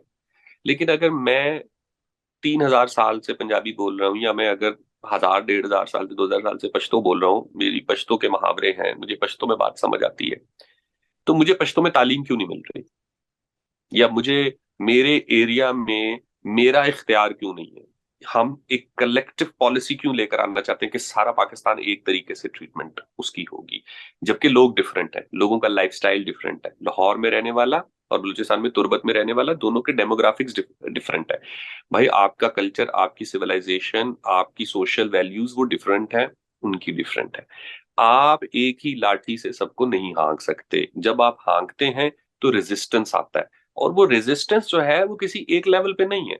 हम बलूचिस्तान को देखते हैं तो हम सिर्फ मिलिटेंट अटैक्स की तरफ चले जाते हैं कि बलूचिस्तान में इंसर्जेंसी है और फौज की, और ऑफ कोर्स कुछ लोगों की लड़ाई है, और वो पहाड़ों पे चल रही है। पाकिस्तान कह देगा कि इसमें इंडिया इन्वॉल्व है, इंडिया कह देगा कि नहीं, ये तो ऐसे हो रहा है। आप सिर्फ पहाड़ के लोगों को डिस्कस कर रहे हैं, आप एकेडेमिया में बैठे हुए लोगों को नहीं देख रहे। आप वहां के मीडिया में बैठे हुए लोगों को नहीं देख रहे, आप सोसाइटी में जो आम जो सोशल वर्कर हैं, जो ब्यूरोक्रेट्स हैं, आप उनको नहीं देख रहे, आप उनकी बात भी नहीं सुन रहे। आप सिर्फ गन वाले को कवरेज दे रहे हो। ठीक है ना, कि यार उसने गोली मारी है और वो गलत है और अब हम उसको मारने जा रहे हैं। तो ये जो बाकी के वहां के जो शायर हैं, जो वहां के सहाफी हैं, जो वहां की जो आम जनता है, उससे तो आप राय ले सकते हैं ना। आप उसकी भी राय नहीं लेके आना चाहते, क्योंकि वो भी एक सर्टेन रेजिस्टेंस रखती है। और वो रेजिस्टेंस ये नहीं होता कि यार मैंने फौज को मारना है या मैंने पाकिस्तान से आजादी चाहिए, ये नहीं नहीं। रेजिस्टेंस क्या है? एक आम आदमी क्या चाहता है बलूचिस्तान का? एक आम आदमी यही चाहता है कि भाई मेरे एरिया में मेरा कल्चर, मेरी सिविलाइजेशन और मेरे राइट्स वो महफूज होने चाहिए। अब अगर मैं वहां माइनॉरिटी में रहता हूँ और मेरे इलाके में मिनरल्स हैं, या मेरे इलाके में रिसोर्सेज हैं, या मेरे इलाके में कोस्टल है, और आपको कारोबार का शौक है, तो ठीक है, आप आए, आप कारोबार करें, आप मिनरल्स निकालें, आप कोस्टल लाइन को यूज करें, आप पहाड़ों को इस्तेमाल करें, आपको जो दिल करता है करें। लेकिन उसके अंदर जो मेरे कंसर्न्स और मेरे फियर्स हैं, उनको आप कितना एड्रेस कर रहे हैं? मसलन मेरे कल्चर के लिए आप कितना काम कर रहे हैं, मेरी लैंग्वेज के लिए आप कितना काम कर रहे हैं, उन नए प्रोजेक्ट्स में मेरी जो जो लोकल बलूचिस्तान के लोगों की इन्वॉल्वमेंट है, जॉब्स में भी, विजन में भी, एग्जीक्यूशन में भी, वो कितनी है? हम कोई प्रोजेक्ट लगा रहे हैं, कोई ठेका किसी मुल्क को दे रहे हैं, तो हमने बलूचिस्तान की इन्वायरमेंट के बारे में कितना स्टडी किया है? हम उस इलाके की अगले 50 साल की प्लानिंग भी कर रहे हैं कि नहीं कर रहे, कि चले हमने यहाँ पे आबादी करनी है, हमने इसको डेवलप करना है, तो फिर होगा क्या? ठीक है। हम पाकिस्तान में लाहौर कराची इस्लामाबाद में बैठ के कहते हैं कि नहीं जी हमने जो है ना वो गवर्नमेंट की रिट कायम करनी है, चाहे वो वजीरिस्तान हो चाहे बलूचिस्तान हो। तो गवर्नमेंट की रिट है क्या, मतलब पंजाब में गवर्नमेंट की रिट है, बिल्कुल हम मानते हैं। लेकिन जो आपका सिस्टम है वो 70 साल से जुडिशरी में क्या फेल नहीं है, एडमिनिस्ट्रेशन में फेल नहीं है? कि किस डिपार्टमेंट में आपका सिस्टम जो है वो लोगों को डिलीवर कर रहा है? It's not even delivering in Punjab, it's not even delivering in Karachi, जो आपके मेन स्ट्रीम है। वहां पे लोग इस सिस्टम से खुश नहीं है, सिस्टम में रिफॉर्म्स चाहिए। आप उस सिस्टम को बजाय रिफॉर्म करने के, बजाय उसको ठीक करने के, आप उसी हालत में बाकी इलाकों में भी जाके इंप्लीमेंट करना चाहते हैं और बाय फोर्स करना चाहते हैं। ये गलत। पाकिस्तान बनने का जो बुनियादी असूल था ना कि हम पाकिस्तान बनाएंगे, वो बुनियादी असूल ये था कि तमाम कम्युनिटीज को सॉवरेनिटी मिलेगी कि वो अपनी अपनी स्टेट में, अपने अपने प्रोविंस में, अपने अपने एरिया में अपनी मर्जी की लेजिस्लेशन करें, अपनी मर्जी से जिंदगी गुजारें। ये एक बेसिक रूल था पाकिस्तान बनने का, जिसको 1947 से वायलेट किया जा रहा है। कभी नजरिया जरूरत आ जाता है, कभी मुल्की हालात आ जाते हैं, कभी मार्शल लॉ आ जाता है, कभी कोई बहुत मकबूल लीडर आ जाता है। सो जब तक आप प्रोविंस के, अपने जो प्रोविंसेस हैं उनके लोगों को दबाए रखेंगे, उनकी आवाज नहीं सुनेंगे, तो तब तक आपके यही हालात रहेंगे कि फिर आप millions and billions you would spend on propaganda. मतलब मुझे गुस्सा आता है कि मैंने कई एक दो ऐसे सहाफी देखे हैं जो प्रोपेगेंडा सहाफी थे, कि वो बलूचिस्तान में फिर रहे हैं और वो दिखा रहे हैं कि जी बड़ा अच्छा है, ये देखें ऐसे है वैसे है, कोई मसला नहीं है, ये सब बकवास। ओके, ये तो आप कह रहे हैं ना, तो मैं अगर आपको जगह बता दूं कि वहां जाएं और वहां कैमरा लगाएं, तो वो जगह कोई इंसर्जेंट्स की जगह नहीं है। ठीक है, वो जगह नॉर्मल स्टेट की जगह है, जहां पे स्टेट मौजूद है। आप वहां कैमरा नहीं लगा सकते, आप वहां खड़े होकर बात नहीं कर सकते। लोग जिन्होंने प्रोटेक्शन करनी है वो खुद एक हिसार में बैठे हुए हैं। ठीक है, वो अपनी प्रोटेक्शन के गिर्द ऊपर इतना ज्यादा काम कर रहे हैं। तो आपको ये बात समझ आनी चाहिए कि हर चीज बाय फोर्स सॉल्व नहीं होती, हर कम्युनिटी एक तरीके से नहीं ट्रीट होती। ये नहीं होगा कि आप किसी इलाके में जाएंगे और आप पैसा फेंकना शुरू करेंगे और वहां पे आपको हर बंदा ही लालची मिल रहा होगा, या हर बंदा ही ठेकेदार होगा और वो जमीनें बेचने के लिए तैयार होगा। तो आपको कहीं पे भी अगर कोई जाके काम करना है, चाहे आपको बिल्डिंग लगानी है, चाहे आपको तेल गैस निकालनी है, चाहे आपको सड़क बनानी है, पहले वहां की कम्युनिटी के कल्चर को, हिस्ट्री को, सिविलाइजेशन को समझें और उनके फियर्स और उनके कंसर्न्स को दूर करें। वो आपके साथ चलेंगे ना। कोई भी आदमी अपने घर में तबाही थोड़ी लाना चाहता है, लेकिन अगर आप जबरदस्ती घुस के करना चाहेंगे, फिर रेजिस्टेंस उसका हक है। और वो रेजिस्टेंस बलूचिस्तान में 1947 से मिल रहा है। और वो रेजिस्टेंस पहले कह सकते हैं कि किसी एक कम्युनिटी, एक ट्राइब या एक शख्स तक लिमिटेड होगा कभी। अब हर बलूचिस्तान का बंदा जो है ना वो अवेयर है। उसे अगर आप बलूचिस्तान के बारे में बात करेंगे, तो मैं आपको चैलेंज करता हूँ कि आपको जो जनरल पब्लिक है कराची की, इस्लामाबाद की और लाहौर की, उसके मुकाबले में आप बलूचिस्तान के किसी पसमानदा इलाके में चले जाएं, किसी पसमानदा इलाके में, और वहां से जाके उस बंदे से पूछे कि ये सारे मामला क्यों हो रहे हैं, तो जो वो पर्सपेक्टिव आपको देगा, आप हैरान हो जाएंगे कि यार इसके पास इतना ग्लोबल इंटरनेशनल पर्सपेक्टिव है, जो कि शहर में अर्बन आदमी के पास नहीं है। क्योंकि अर्बन आदमी तो बस सिंपल थकेले किस्म के सहाफियों की ओपिनियन सुन के और सोशल मीडिया की मीम्स वायरल करके समझता है कि वो बहुत एक्टिव हो गया। ऑन ग्राउंड उसने कुछ चीज देखी ही नहीं है। तो वो बलूचिस्तान का जो भी मसला है, जो भी इशू है, वो ना मैं बता सकता हूँ ना आप बता सकते हैं। उसके लिए तो आपको एक कंक्रीट सॉलिड रिसर्च सर्वे को पेपर चाहिए ना। वो काम कौन करेगा? वो या तो आप किसी को करने दें या खुद करें। तो हमारी स्टेट तो 70 साल से इतनी सीरियस नहीं है कि बलूचिस्तान के ऊपर एक पेपर पब्लिश कर सके कि यार ये इलाका है, ये इसका मसला है। किसी की पीएचडी नहीं है आपके पास। वो जब तक आप बलूचिस्तान के लोगों को नहीं सुनेंगे, आपको नहीं समझ आएगी कि बलूचिस्तान का मसला है क्या। उसकी बहुत सी लेयर्स हैं।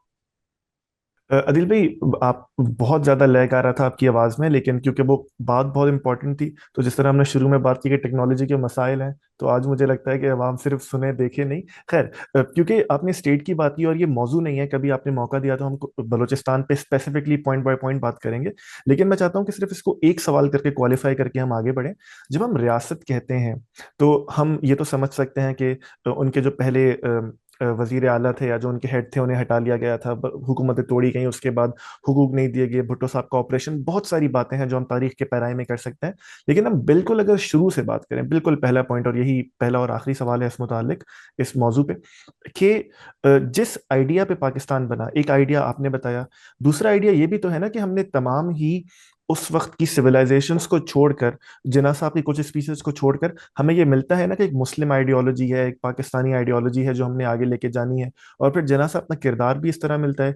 बलूचिस्तान में अगर स्पेसिफिकली ना भी मिले तो वेस्ट में, सॉरी ईस्ट में जाकर ये कहना कि सिर्फ उर्दू ही हमारी लैंग्वेज होगी और बंगाली नहीं होगी, और इवन हुकूमतें तोड़ देना, गवर्नर जनरल बन जाना, तो इसमें अगर हम स्टेट से पहले स्टेट के बानियान पे भी जरा उनको भी इसका कसूरवार ठहराएं तो हम गलत करेंगे या हम सही करेंगे? यार देखें, जो मेन प्रिंसिपल था, वो कहते हैं ना कि हमारे दरमियान में एक चीज कॉमन थी, वो था रिलीजन। ठीक है। और Muslims were minority in India, a big minority in India. ठीक है। लेकिन वो अब तब माइनॉरिटी थे जब पूरा इंडिया इकट्ठा था।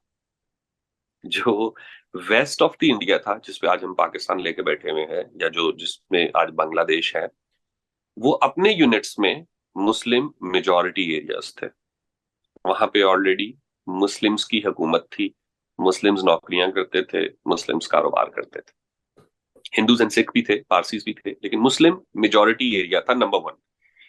आपको कोई ऐसी टेंशन नहीं थी कि आपका मजहब खत्म हो जाएगा या आपसे कोई कुछ छीन लेगा, आप तो ऑलरेडी अपने एरिया में बैठे हुए थे। ठीक है। हमने एक एक लाइन, जो भी आप कहें, वो पॉलिटिकल थी, पॉपुलिस्ट नैरेटिव था, उस दौर की जरूरत थी, वो एक बहुत लंबी बहस है। मुस्लिम होना एक कॉमन ग्राउंड था कि हम कुछ चीजें इकट्ठी शेयर करते हैं और हम इकट्ठे रह सकते हैं, तो हमें इकट्ठे रहना है, ये फॉर्मूला था। ठीक है। लेकिन उसमें जो पावर डायनेमिक्स थी, वो चाहे जिन्ना साहब थे, मुस्लिम लीग थी, या जो भी था, वो उस वक्त ही डिसाइडेड थी कि प्रोविंसेस विल बी सॉवरन। ठीक है ना, उनको एक सर्टन, एक उनकी सॉरी, सॉवरन नहीं, लेकिन एक ऑटोनमस होंगे, उनको एक ऑटोनॉमस थी। खुदमुख्तारी, उनको एक खुदमुख्तारी मिलेगी अपने डिसीजंस लेने के लिए, अपनी एजुकेशन, अपनी हेल्थ, वो सब खुद, अपना इंफ्रास्ट्रक्चर वो अपना खुद देखेंगे। फेडरेशन के पास सिर्फ तीन चीजें होंगी। ठीक है जी। Currency, army and foreign policy. अब 47 के बाद आपने सारे प्रिंसिपल्स ही बदल दिए। ठीक है। आप कह रहे हैं हमने इस मुल्क की नजरियाती हुदूद की भी हिफाजत करनी है। अब नजरियाती हुदूद डिफाइन कौन करेगा? अब लेट्स से मैं कहता हूँ कि इस मुल्क में तो सुन्नी भी बैठे हुए हैं, शिया भी बैठे हुए हैं, पारसी भी बैठे हुए हैं, वहाबी भी बैठे हुए हैं, लोअर मिडिल क्लास भी बैठे हुए हैं, एलीट भी बैठे हुए हैं, सेकुलर भी बैठे हुए हैं। तो या तो फिर आप एक बड़ी इंक्लूसिव सी कोई नजरियाती हुदूद लेकर आए जिसमें आप सबको इन्वॉल्व करें। अब वो भी नहीं है। अब आप क्या कह रहे हैं, आपको एक सिंगुलर, एक यूनिफॉर्म आइडेंटिटी चाहिए जो आपने सब पे लाजिम करनी है। वो नहीं हो सकती किसी भी तौर पे, और अभी 70 साल से तो हुई भी नहीं। ठीक है। तो उसका फायदा क्या हुआ? उसका फायदा यही हुआ ना कि आधा मुल्क आपने तोड़वा दिया, बाकी का जो बचा हुआ है उसमें फड्डे चल रहे हैं, उसमें हेट चल रहा है, उसमें लोगों को आज अपने इदारों से मसला है, आज लोगों को अपने मुल्क से मसला है, पॉलिसीज से मसला है, हर चीज से मसला है। तो वो मसला क्यों है? क्योंकि देखें, आप उसकी बात सुनने को तैयार नहीं। मैं इसकी, अगर आपको एक छोटी सी एक टेक्निकल एग्जांपल दूं ना, एक जमाना था रेडियो का, बहुत तूती बोलता था, रेडियो चलता था, सब सुनते थे। फिर टीवी आया, फिर रेडियो की वो खत्म हो गई। फिर ये हुआ कि एंड 80s में आके 90s में रेडियो ने अपने आप को दोबारा से, आप कह सकते हैं कि री इन्वेंट किया, और एफएम का चैनल लेकर आए। और एफएम ने उस जमाने में टीवी को पीछे छोड़ दिया। क्यों? मतलब एक सोचने की बात है ना कि लोग टीवी, जिसके ऊपर इतनी इंटरटेनमेंट आ रही है, इतने स्टार्स आ रहे हैं, वो उसको छोड़ के एक आरजे को क्यों सुन रहे हैं जिसकी शक्ल भी वो नहीं देख रहे?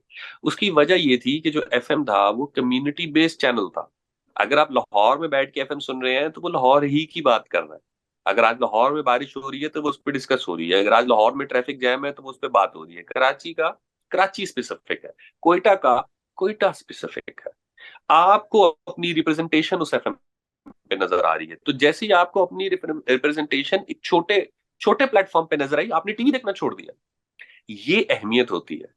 कि जब आप लोगों की रिप्रेजेंटेशन उनकी जगह पे जाके करेंगे, उनके डोर स्टेप पे करेंगे। देखें, लोकल बॉडीज क्यों जरूरी है? हम वो भी इलेक्शन नहीं करवाते, हम कहते हैं जी एमएनए एमपीए का इलेक्शन होगा, असेंबली होगी, 2/3 होगा तो कोई फैसला होगा ना।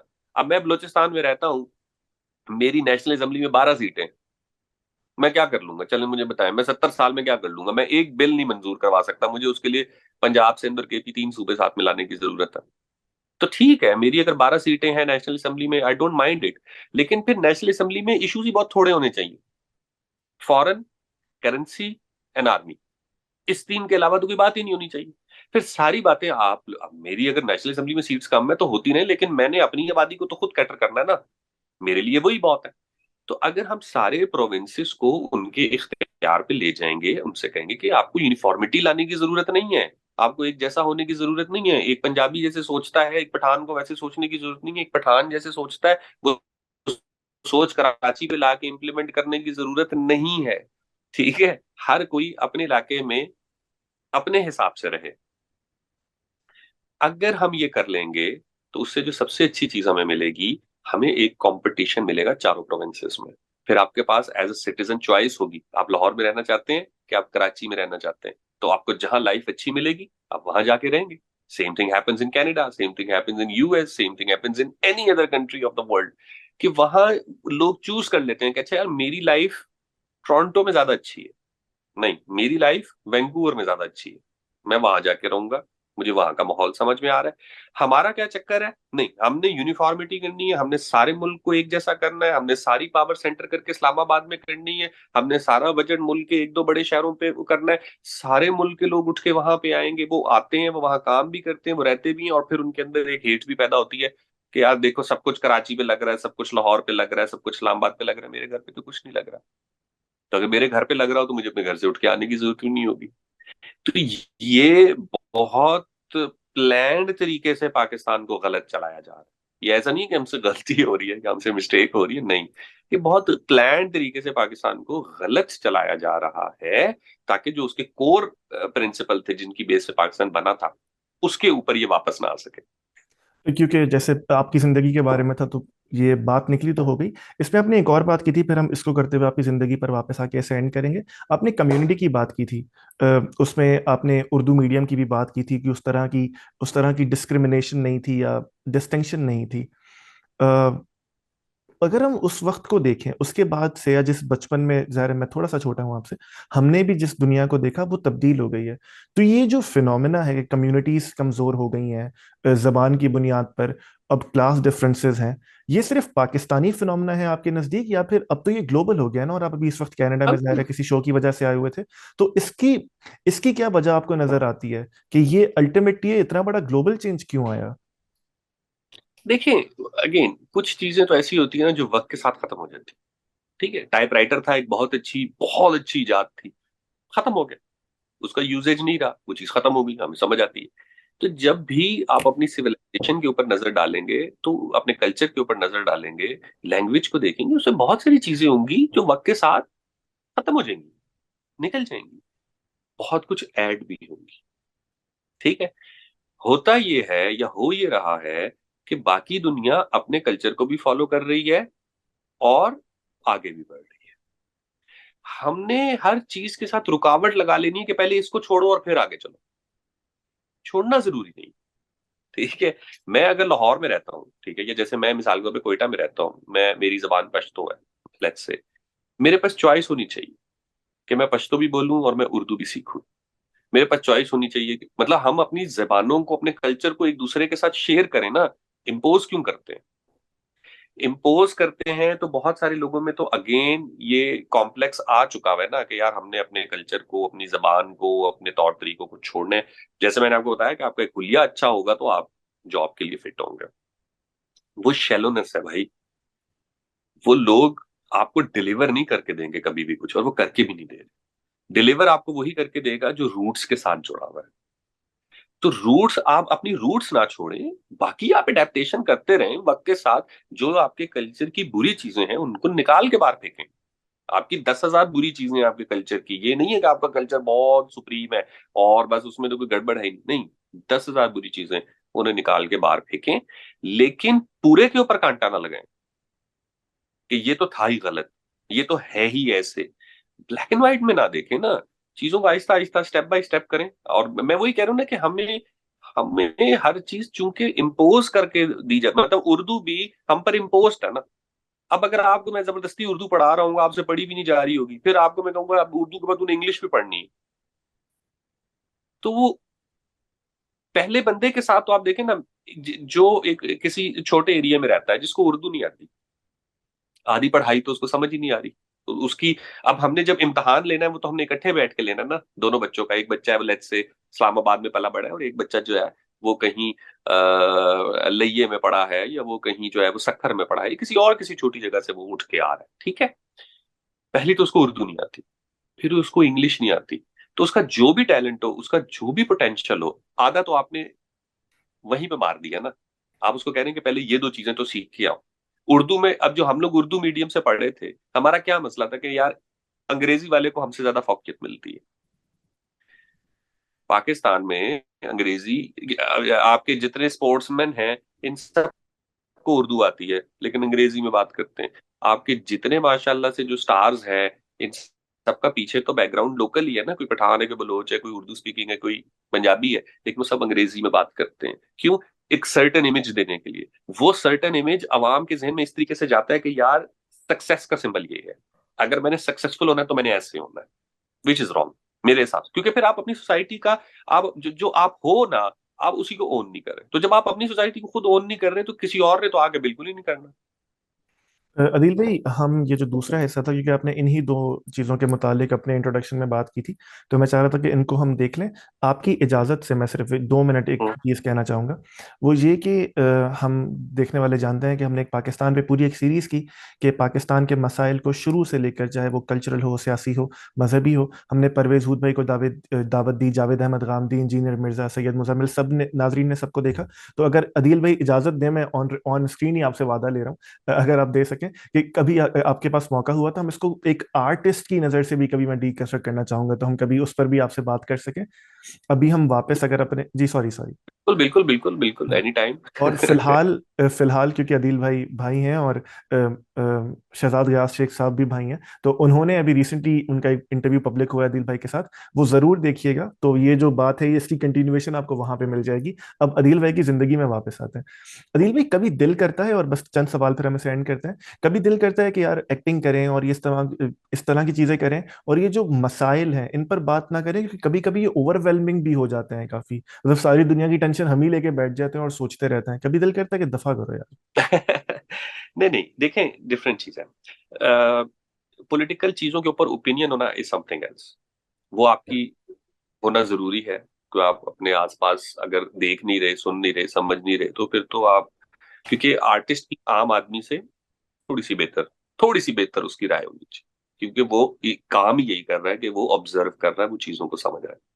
तो आपकी पॉलिटिकल ओपिनियन और ये चीजें तो होना जरूरी है, लेकिन उसका मतलब ये नहीं है कि आप मुंह खोलें और आप हर वक्त वही बात करें, आपको कोई भी करेक्टर मिले आप उसमें वही चीज लेके जाएं। हाँ, ये जरूर है कि मैं पर्सनली जो चाहता हूं, तो मेरी अपनी एक, सम कह सकते हैं कि एक स्टैंडर्ड सी सिलेक्शन, सिलेक्शन तो नहीं है, मुझे ऑफर भी उसी तरीके की होती है, और मेरी अपनी चॉइस भी यही है कि यार काम करना है, लेकिन काम थोड़ा सा वो हो जो, जिसको करके मजा आए, मीनिंगफुल हो थोड़ा सा। बट ऑफ कोर्स पैसे कमाने के लिए तो आपको कुछ भी करना पड़ता है। फिर आपको कहते हैं यार ये अच्छे से शलवार कमीज है, ये पहन के यहाँ पे खड़े हो जाए तो हम आपकी तस्वीरें खींचेंगे, और इसके आपको इतने पैसे मिलेंगे, तो वो काम भी करते हैं। ठीक है, उससे भी एक दिल को खुशी मिलती है। जब आप पैसे जेब में लेके घर जाते हैं तो वो भी आपको अच्छा लगता है। तो वो उसमें कोई मेरी उस तरीके की चीज नहीं है कि नहीं मैंने ये ही करना है। आर्ट के मामले में मेरा यही है कि यार अगर काम मजे का है, इंटरेस्टिंग है। मैंने एक टेली फिल्म थी Z5 के लिए, तो वो की थी, कमल खूसट ने डायरेक्ट की थी। तो उसमें लिटरली वो 1 घंटे की टेली फिल्म में मेरा सिर्फ एक डायलॉग था, और वो एक डायलॉग भी टेली फिल्म के सबसे एंड पे आता है, और जब एंड पे आता है तो वहां लाइट भी ऑफ हो जाती है। ठीक है, तो it was not even my face, मतलब एक सिंगल शॉट के लिए मैं आता हूँ, लेकिन वो प्रोजेक्ट मजे का था। मुझे आर्ट का, आर्ट क्योंकि जैसे मैंने शुरू में कहा था ना कि मैं वॉन्डरर हूँ, तो मुझे आर्ट की चीज ही अच्छी ये लगती है कि ये आपको नई जगह और नए लोगों से मिलवाती। मैंने जो भी टोरंटो में भी शो किया है, तो उसमें मेरे साथ जो परफॉर्म करी थी, that girl was from Calcutta, और उन्होंने पंजाबी गाने गाए। उन्होंने बहुत मेहनत की और बहुत अच्छे गाए, और हमने बहुत एंजॉय किया। तो वो यहाँ पे जो स्टोरी टेलिंग थी, वो तो बहुत लाइट हार्टेड सी, मजेदार सी कहानियां थी। उसमें कोई, मैंने उस तरीके की आप, मतलब अगेन मैसेज तो कहीं ना कहीं, अगर आपकी जो आइडियोलॉजी है, जो ओपिनियन है, वो तो आएगी, वो कहीं नहीं जाती, वो कहीं ना कहीं होगी, लेकिन वो बहुत फ्रंट पे नहीं होती।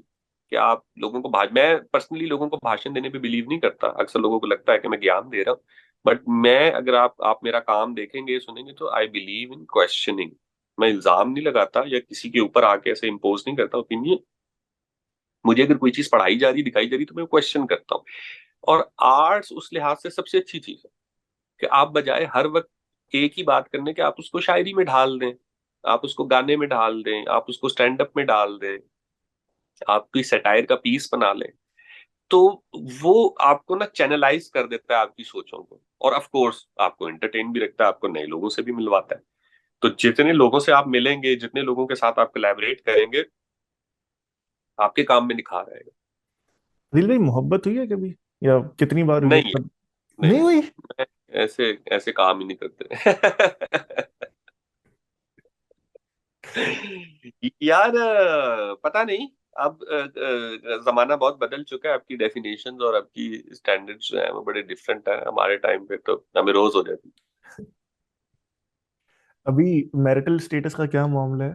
मेरा मैरिटल स्टेटस मैरिड है दोस्त। मैं एक बेटे का बाप हूँ, और माशाल्लाह। मैं कोशिश करता हूँ कि मैं अपने आप को स्टेटस में रखूं और संजीदा रहूं, लेकिन यस, वो एक अलग चीज है। मतलब अब जिंदगी तो मैं गुजार ही रहा हूँ, लेकिन मोहब्बत से मुराद वो है ना, कि एक होता है कि यार आपको किसी से मोहब्बत होगी और आप उसके पीछे दीवाने हो गए, और आपने कहा बस मैंने इसी से शादी भी करनी है और ये करना वो करना। वो शायद एक सर्टेन एज तक होती है। उसके बाद भी आप चीजों से तो एडमायर होते हैं, लोगों से एडमायर होते हैं, लोगों के काम से एडमायर होते हैं। आ, वो चीज तो थ्रू आउट चलती है। वो मेरे ख्याल से आपके अंदर स्पेस हमेशा रहनी भी चाहिए एडमिरेशन की, कि कोई अच्छी चीज आपको, इट्स नॉट जस्ट कि आपको एक बंदा ही हमेशा अच्छा नजर आ रहा है, ठीक है, और आप उस ठरकी हुए बने फिर रहे, not the Turkey one.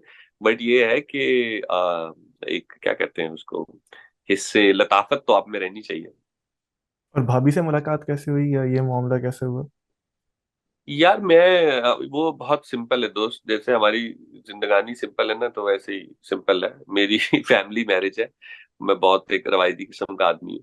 So but यार, शुक्र है अल्लाह का, मतलब हम शांत रह रहे हैं जिंदगी में बहुत सारी दिल भाई, चीजों से। मैं सच्ची अगर आपको बताऊं ना, तो मैंने तैमूर साहब से बात की, परवेज हुद भाई, जितने बड़े बड़े पाकिस्तान के अगर आप नाम ले सकते हैं, मैंने सबका इंटरव्यू किया। जब हम लाइव स्टोरी पे आए, तो सबने कहा कि बीवी से डर लगता है भाई। जनरलों की बात कर लें, सबसे कर लें, वहां पे हमें लगता है कि यार जरा यहाँ पे हम इतना खुलकर बात नहीं कर सकते। ये ऐसा आपको भी ऐसा लगता है? यार पता नहीं, अब अगेन सबके अपने अपने वो है। डर जो है ना, वो थोड़ा सा नेगेटिव हाँ। वर्ड है। मैं मजाकन हाँ, कह रहा हूँ। हाँ, नहीं वही मैं कह रहा हूँ, तो वो, लेकिन मेरा ख्याल है कि अगर कोई भी शख्स आपकी जिंदगी में इंपॉर्टेंट है ना, तो वो हर वक्त के लिए आपका एक डर है कि आप उसको कभी भी, क्योंकि और फिर बीवी जो है वो आपकी पार्टनर है, कंपेनियन, ये शौहर। तो मेरे ख्याल से कोई भी शख्स जो आपकी जिंदगी में इतना इंपॉर्टेंट होगा ना, कि वो आपकी लाइफ का पार्टनर होगा, तो आपको फियर तो रहता है। फियर आपको यही रहता है कि यार इससे बिगड़े नहीं, इसको दुख ना पहुंचे, कोई और चीज ना हो। तो वो फियर तो मेरे ख्याल से किसी भी रिलेशन में आ जाएगा। अगर आपका कोई बहुत अच्छा दोस्त भी है, तो आप उसके सामने भी बहुत सारी चीजें करते हुए हिचकिचाओगे, या उसका दिल नहीं तोड़ना चाहोगे, कभी भी नहीं चाहोगे ना। तो उसका उस चीज से ज्यादा ताल्लुक है, मुझे हम्म। ऐसा पर्सनली लगता है। तो बाकी यार, मैं तो वैसे ही शरीफ तो नहीं कहूंगा अपने आप को, गलत वर्ड हो जाएगा। लेकिन ये है कि मैं कुन्ना हूँ, चले ऐसे कह अच्छा। लो। मीसना जैसे कहते हैं ना, मैं चुप करके, हाँ ठीक है ठीक है, जिंदगी आगे चलाओ। सही है, मैंने मजाकन पूछा था। चंद आखिरी सवाल, अदील भाई, खुदा से किस तरह का रिश्ता है, अगर कोई रिश्ता है तो? यार, खोज रहे हैं, ढूंढ रहे हैं, समझ रहे हैं इस तरह का रिश्ता। और अगर हम पाकिस्तान की बात करें, तो मिट्टी से वो एक जो, क्योंकि हर इंसान का अपना एक रिश्ता होता है ना, अगर उसको भी आप डिफाइन करना चाहें। मिट्टी से मोहब्बत आपको कोई नहीं सिखाता, बच्चे को कोई नहीं बताता ये तुम्हारी माँ है, तुमने से मोहब्बत करनी है। That's why I am against of patriotism through books and propaganda, कि अगर आपका वतन आपसे प्यार कर रहा होगा ना, वो आपको ट्रीट कर रहा होगा, आपको बताने की जरूरत नहीं पड़ती, माँ को बताने की जरूरत नहीं पड़ती। तो हम तो अपनी मट्टी से वैसे ही मोहब्बत करते हैं, चाहे मट्टी हमें उस तरीके से डिलीवर करे या ना करे, क्योंकि हमें ये पता है कि इसमें मट्टी का कसूर नहीं है। ये तो एक राइज निजाम है जो हम जिसने हमें तंग किया हुआ है, लेकिन मट्टी तो हम जिससे जन्म लेंगे उससे आप कैसे प्यार नहीं करेंगे? अदिल भाई, रिग्रेट्स हैं कोई जिंदगी में? यार बेतहाशा, बेतहाशा। लेकिन मैं, वही वाली बात है कि आप लकीर नहीं पीट सकते। आप उस पे कितनी देर पछतावा कर लेंगे? रिग्रेट्स होते हैं, बेहतर ही होता है कि रिग्रेट से लर्निंग हो जाए, बट बेतहाशा है। अदिल भाई, आज जब कुछ लोग आपको जानते हैं, मीडिया इंडस्ट्री में आपका नाम है, मैं आपको ज़ाहिर है उस हवाले से नहीं जानता, मैं आपको आपके आइडियोलॉजिकल वर्क और उस तरह की वजह से जानता हूँ। इस तरह के लोग भी होंगे मेरी तरह। आज जब आप ये देखते हैं कि जैसे आपने कहा, और शहजाद भाई के साथ आपने कहा था कि आप कैंप करीम में जाते हैं, उबर में, तो लोग जानते हैं आपको। आज जब ये मौका है कि जब जहाँ थोड़ी सी शनाख्त है मुआशरे में, आज किसी को मिस करते हैं कि यार आज ये शख्स होता, या ये दोस्त होता जो जिंदगी में नहीं है, तो उसको मैं बड़ा खुश होकर बताता कि देखो मैं आज कुछ कर सका हूँ। अब सॉरी, आपका सवाल दरमियान में कट गया था, आवाज थोड़ी मैं कट गई थी। रिपीट कर देता हूँ कि आज जब आपकी कुछ शनाख्त भी है, आज आपको लोग जानते भी हैं, तो आज पूरी जिंदगी में होता है ना कि कोई कोई दुनिया से रुखसत हो जाता है, कोई दोस्त साथ नहीं रह पाता, कोई ऐसा शख्स या अशखास है कि आज आपका दिल करता हो कभी अकेले बैठ के कि यार वो होता ना, तो आज मैं उसको ना उसको बड़े लाड से बताता, तो देखो यार मैं कुछ कर सका हूँ जिंदगी में। यार हाँ, एक मेरा बहुत अच्छा दोस्त था, और he was a big support for me always in my life. तो मुझे, जब मैं लास्ट ईयर टोरंटो आया था और मैंने अवार्ड लिया था, तो मैंने अपनी जो अवार्ड स्पीच थी उसमें अवार्ड उसको डेडिकेट किया था। और मैं बड़ा इस मामले में था, क्योंकि वो ना, वो वाला दोस्त था जो मुझे कहता था कब आएगा तेरा टाइम, कब आएगा ना, मतलब थक गए तुझे देख देख के ना। तो हम हंसते रहते थे कि नहीं चलो, कभी ना कभी, कभी ना कभी, कभी ना कभी। बट अनफॉर्चुनेटली वो फिर he was fighting with cancer, तो वो एक लंबी उसकी लाइफ की स्ट्रगल थी, जो एक रोज खत्म हो गई, वो चला गया इस दुनिया से। लेकिन उसकी जो फैमिली थी, वो मेरे लिए आज भी वो घर वैसे ही है। दोस्त मेरा हो या ना हो, लेकिन उसका घर मेरे लिए आज भी उसी तरीके से खुला हुआ है। तो मैं जब भी कोयटा जाता हूँ तो उसके भाइयों से, छोटे से बाकी सबसे मिल के आता हूँ। तो वो देखते हैं, वो खुश होते हैं। मेरा दोस्त नहीं है, ऑफ कोर्स, वो होता तो वो देखता, तो वो मतलब वो बात तो नहीं बन सकती जो उसके साथ थी।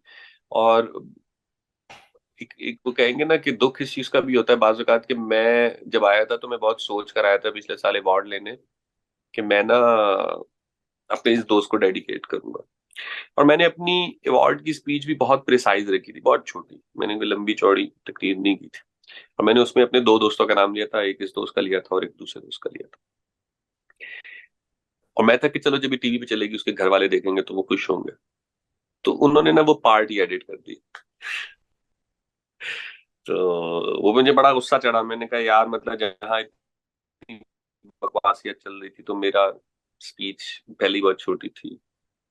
अगर मैंने दो दोस्तों को अपने डेडिकेट किया था, तो उनका नाम तो जाने देते, यही तो जिंदगी में चाहिए। शुक्र है कि मेरे पास उसके और वर्जन से क्राउड ने कुछ शूट की भी थी मेरी पूरी स्पीच, तो वो मैंने उसकी फैमिली को दी, and they were really of course happy and sad at the same time, कि आपने उसको याद भी रखा है। और वो होता तो ऑफ कोर्स बहुत मजा आता, बट अगेन क्या कर सकते हैं, लाइफ है, अदिल भाई, तो हमने भी निकल।